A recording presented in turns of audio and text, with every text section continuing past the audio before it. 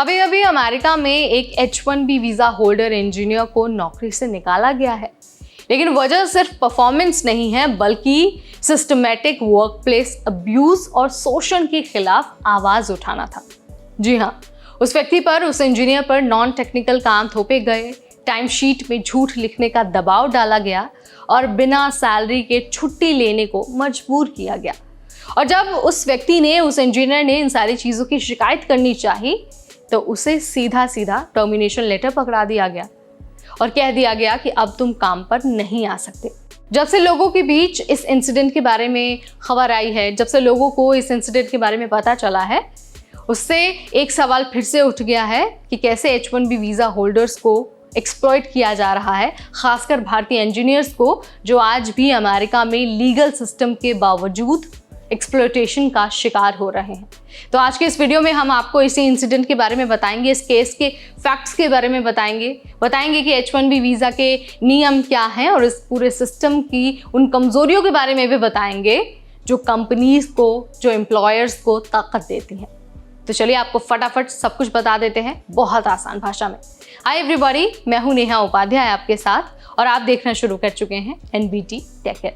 दरअसल जिस इंजीनियर को निकाला गया है, टर्मिनेट किया गया है, वो अमेरिका आया था नौकरी के लिए। उसके पास जॉब ऑफर भी था, उसे एक टेक्निकल रोल दिया गया था, लेकिन कंपनी ने असली रंग दिखाया कुछ ही हफ्तों बाद। उस इंजीनियर से ज़बरदस्ती मैनुअल काम कराया गया और ऐसे लग रहा था जैसे वर्कशॉप में कोई मजदूरी कर रहा है।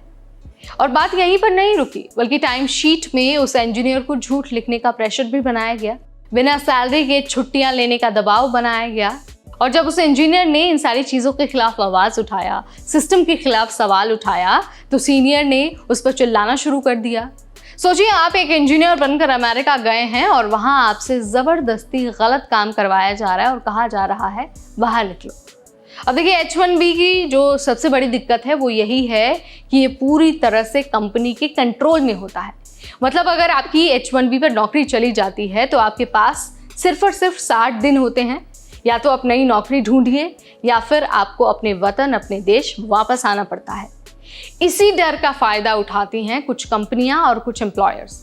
उन्हें पता है कि भाई जो इंजीनियर्स हैं, जो H1B वीज़ा पर काम कर रहे हैं, वो ज़्यादा नहीं बोलेंगे क्योंकि उन्हें अपने वीज़ा खोने का डर रहता है, और इसी चुप्पी का वो फ़ायदा उठाते हैं और जो इंजीनियर्स होते हैं, जो वर्किंग प्रोफेशनल्स होते हैं, उनके साथ शोषण करते हैं, उन पर काम का दबाव डालते हैं और फर्जी पेपर वर्क भी कभी कभार करते हैं।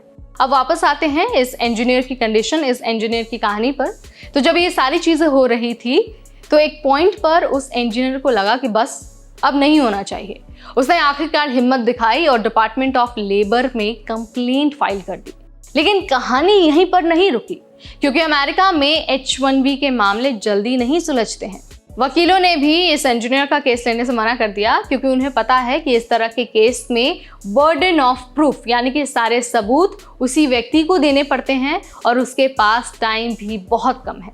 अब ये जो इंजीनियर हैं, जो अपने साथ हो रहे एक्सप्लॉयटेशन के खिलाफ आवाज़ जिसने उठाई, वो आज नौकरी से बाहर हो चुका है, उसे फायर कर दिया गया है और उसके पास अब सिर्फ और सिर्फ 60 दिन बचे हैं। 60 दिन के अंदर अंदर या तो नौकरी ढूंढनी है या फिर अमेरिका छोड़ना पड़ेगा। अब देखिए, ये जो H1B इंजीनियर है, जो H1B वर्कर है, जो प्रोफेशनल है, वो ये जो कहानी है वो सिर्फ एक आइसोलेटेड इंजीनियर की नहीं है। इंटरनेट पर तमाम ऐसी कहानियाँ हैं, इंटरनेट पर तमाम ऐसे लोग हैं जो अपना एक्सपीरियंस, अपनी जो जर्नी है वो शेयर करते रहते हैं।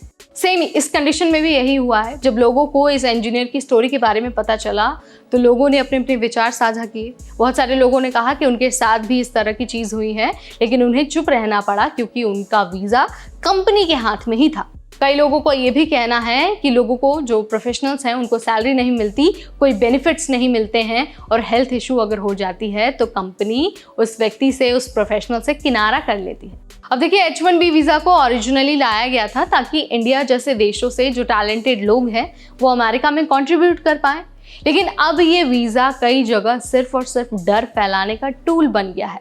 जब तक वीज़ा एम्प्लॉय के बजाय एम्प्लॉयर से बंधा रहेगा, शोषण होता ही रहेगा।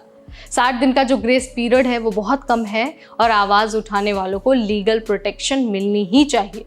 अगर एक हाईली स्किल्ड इंजीनियर भी इतना असहाय महसूस कर सकता है तो बाकी लोगों की हालत के बारे में ज़रा सोचिए। तो क्या अब वक्त नहीं आ गया है कि H1B सिस्टम को ठीक किया जाए, उसके जो नियम हैं, कायदे हैं, कानून हैं, उसे बदला जाए? आप क्या मानते हैं इस बारे में? आप जो भी सोचते हैं, आपका विचार जो भी है, कमेंट के जरिए आप मुझे बता सकते हैं। इस वीडियो में फिलहाल इतना ही। तब तक मुझे यानी नेहा को दीजिए इजाजत। Keep watching NBT take care.